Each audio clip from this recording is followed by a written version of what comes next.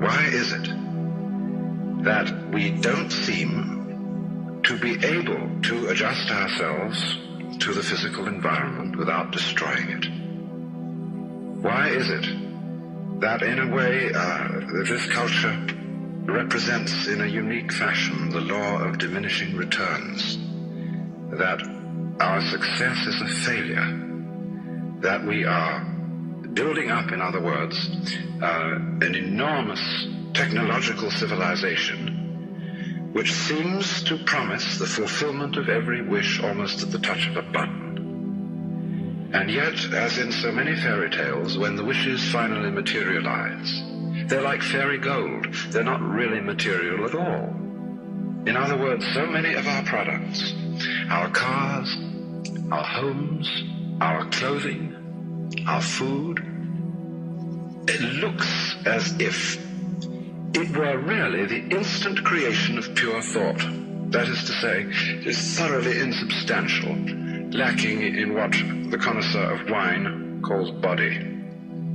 And in so many other ways, the riches that we produce are ephemeral. And as a result of that, we're frustrated. We're terribly frustrated. We feel that the only thing is to go on getting more and more.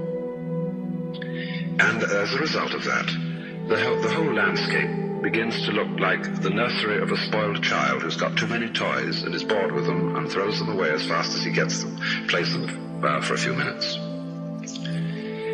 Also, we're dedicated to a tremendous war on the basic material dimensions of time and space. We want to obliterate their limitations.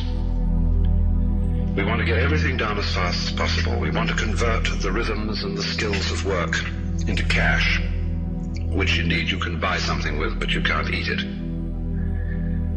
And then rush home to get away from work and begin the real business of life, to enjoy ourselves. You know, for the vast majority of American families, what seems to be the real point of life, what you rush home to get to, is to watch an electronic reproduction of life. You can't touch it. It doesn't smell, and it has no taste. You might think that people getting home to the real point of life in a robust material culture would go home to a colossal banquet or an orgy of lovemaking or a riot of music and dancing. But nothing of the kind. It turns out to be this purely passive contemplation of a twittering screen. You see mile after mile of darkened houses with that little electronic screen flickering in the room. Everybody isolated, watching this thing, and thus in no real communion with each other at all. And this isolation of people into a private world of their own is really the creation of a mindless crowd.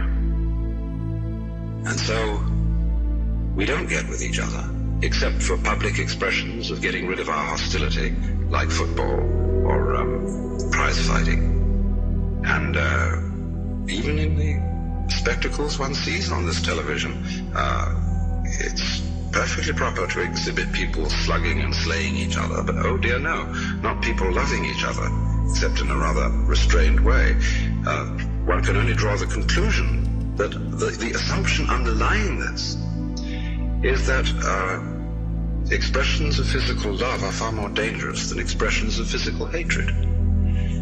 And it seems to me that a culture that has that sort of assumption is basically crazy and devoted, unintentionally indeed, but nevertheless in fact devoted, not to survival, but to the actual destruction of life.